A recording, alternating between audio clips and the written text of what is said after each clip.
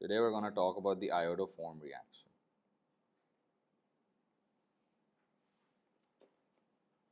Now the iodoform reaction is a test for two specific groups. Okay, it is a test for the CH3 CHOH group, or it is a test for the CH3 CO group. Okay, what do I mean by that? For any molecule to test positive, it has to have this present. After that, it could be a carbon chain or it could be a hydrogen atom, right? So over here you could have a hydrogen atom or you could have a carbon chain. Okay. Similarly, it can also be used to test for this group over here, C double bond O, and then again you could have a hydrogen atom or some carbon chain over here, right? But it's a test for these two groups. So you either have a CH3 directly bonded to a CHOH, or you have a CH3 directly bonded to a CO. The reagents that we use for this reaction, are alkaline, aqueous iodine. So we have aqueous iodine and hydroxide ions present. Okay, it's alkaline iodine that we use. It's an alkaline solution of iodine. Okay, and we warm the solution.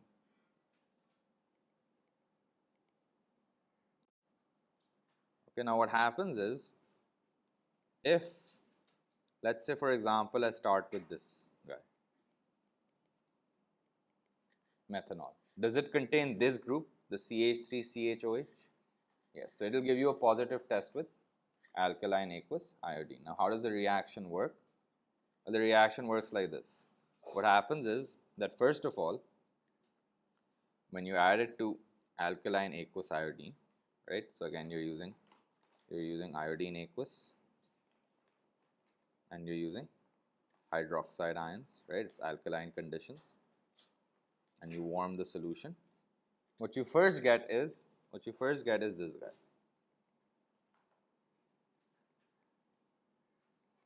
So first you've oxidized ethanol to an aldehyde, and then what ends up happening is this. And this is why it's important to have only a methyl group. It doesn't work with any other thing. It has to be a CH3CO or a CH3CHOH. Okay. Now what happens is, in the next case, what happens is that this bond over here between the carbon and between the CH3 and the CO ruptures. This bond breaks. Okay. And what you end up making over here is this guy. You end up making a salt of the carboxylic acid, because it's in alkaline conditions. Obviously, it's an alkaline condition, so rather than making a carboxylic acid, you end up making the anion of the carboxylic acid, right, without the proton. Okay, so this is your final product in this reaction.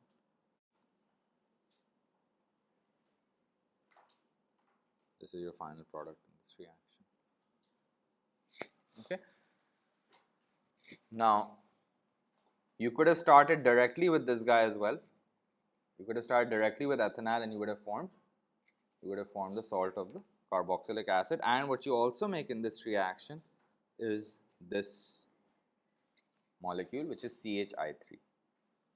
This is called triiodomethane, right? Triiodomethane. And what you observe over here is a pale yellow precipitate. The pale yellow precipitate belongs to triiodomethane. So that is a positive test with iodine over here. Okay.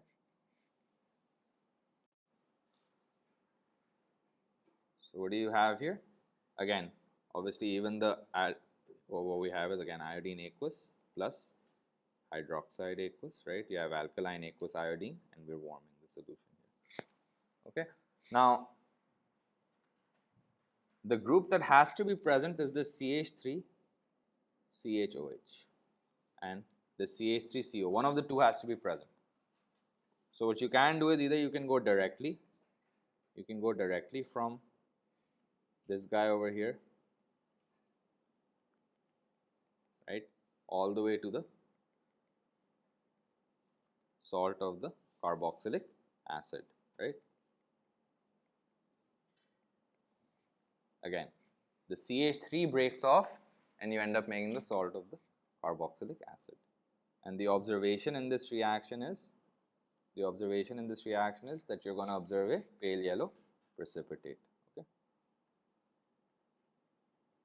of triiodomethane. So again, iodine aqueous plus again alkaline conditions, and you warm it. Similarly, you could also have started with the aldehyde here, like this, and you would have ended up making the salt of the acid.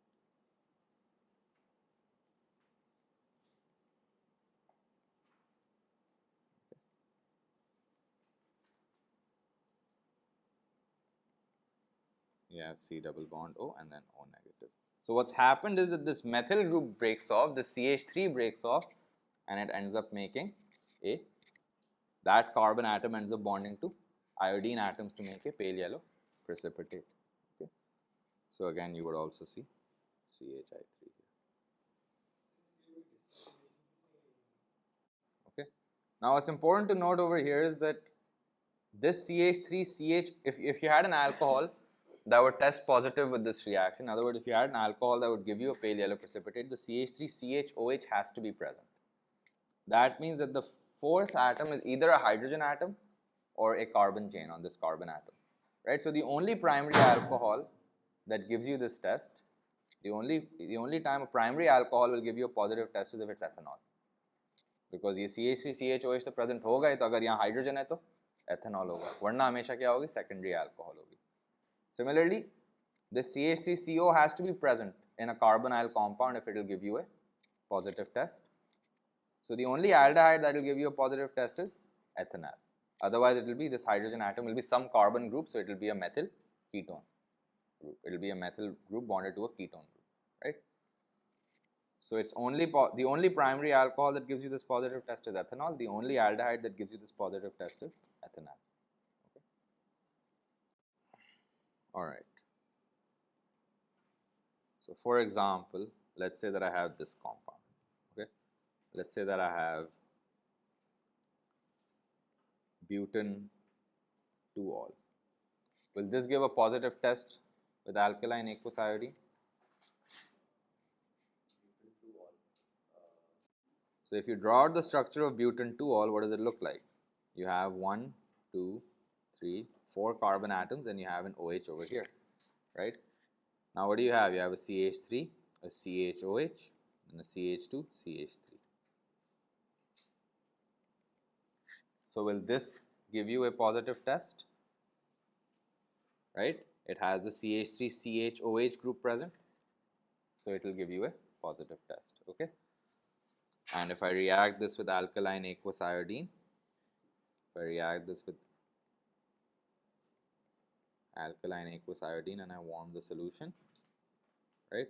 What's going to end up happening is, again, the methyl group will break off, and my final product will be this guy. Okay.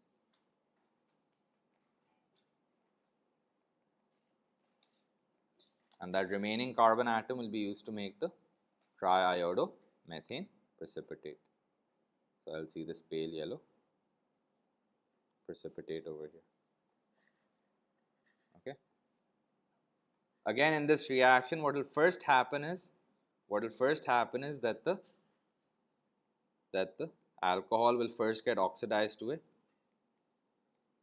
the secondary alcohol will first get oxidized to a ketone, and then that ketone will end up getting oxidized to form the triiodomethane precipitate. But the final product in this reaction will be the salt of the carboxylic acid, and when the methyl group breaks off, if you start with a 4-carbon compound in this case, you're going to end up with a 3-carbon compound. Okay, so you actually have 1 carbon atom lesser in the product. So we can say that this compound here will also give you a positive test, right? Because it has a CH3CO group. So butanone will also give you a positive test, and butane 2-ol will also give you a positive test. Okay. What's important to note here that this is the only reaction in your syllabus where a ketone can be oxidized. And it only happens when you have a CH3 directly bonded to the carbonyl carbon, because the CH3 can break off and form this pale yellow precipitate of CHI3. Okay? So it's actually in the second step that this guy breaks off. So again, this reaction the only primary alcohol that this reaction takes place with, I'll repeat this, the only primary alcohol that this reaction gives you a positive test with is ethanol, and the only aldehyde gives you a positive test with is ethanol. Otherwise, it will always be a secondary alcohol, and the secondary alcohol carbon has to be bonded to a CH3, okay, or it will always be a ketone. But again, the carbonyl carbon has to be bonded directly to a methyl group. So let's look at the next example, right? If you look at propan-1-ol, would that give you a positive test?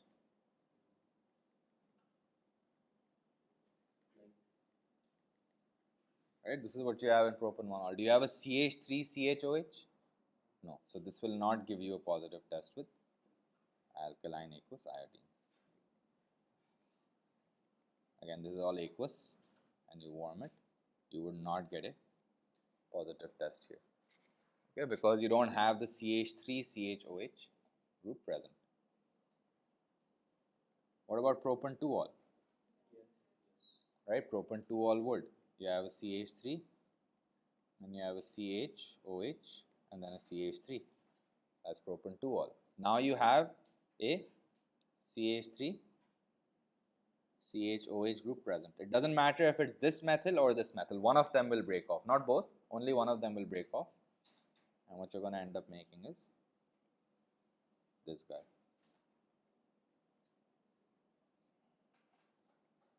Right? And again, you're going to see a pale yellow precipitate of triiodomethane.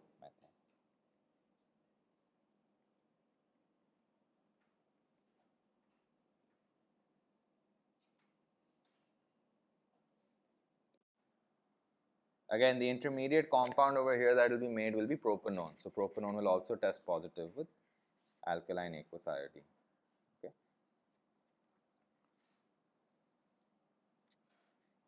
Okay, let's look at this example. Pentan-2-on.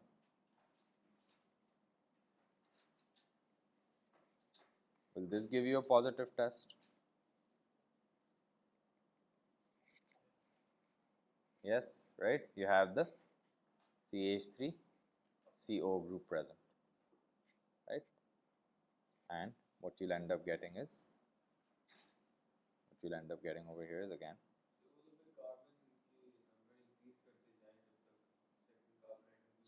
Exactly, as long as it's CH3CO, it will give you a positive test. So hexane-2-on will also give you a positive test, right? So what do you get here? You get, again, if you use alkaline aqueous iodine, right? Again, these are all aqueous, right? I'm going to end up making this guy.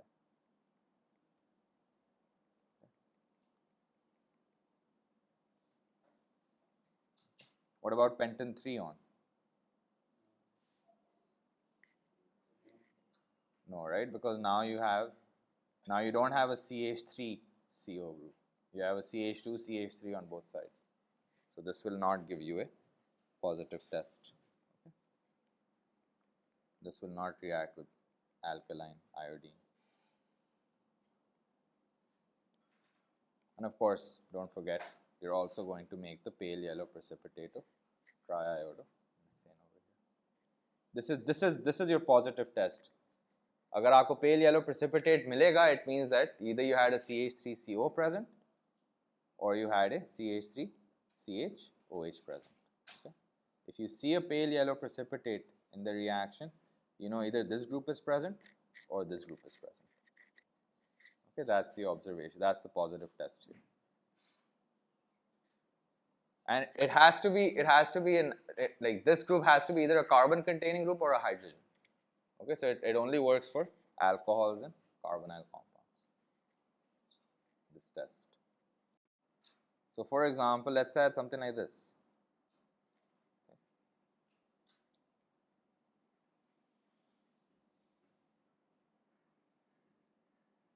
and I reacted this with alkaline aqueous iodine. Would we see a reaction here? We have a CH3CO group present, right? Right here, CH3CO, and then a carbon containing group. So this methyl ketone group is present. This is called a methyl ketone group. So the methyl ketone is present over here. So we can say that what will happen is, again, you have a CH3, C double bond O present over here, right?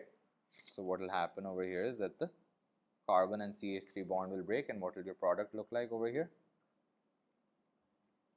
This is what it would look like. Okay, and you would also observe a pale yellow precipitate of triiodomethane. So this would be your pale yellow precipitate. So that would be the observation for this reaction. So this is a reaction in which you actually decrease the number of carbon atoms by 1. If you guys remember, with cyanide, we had reactions in which we increase the number of carbon atoms by 1.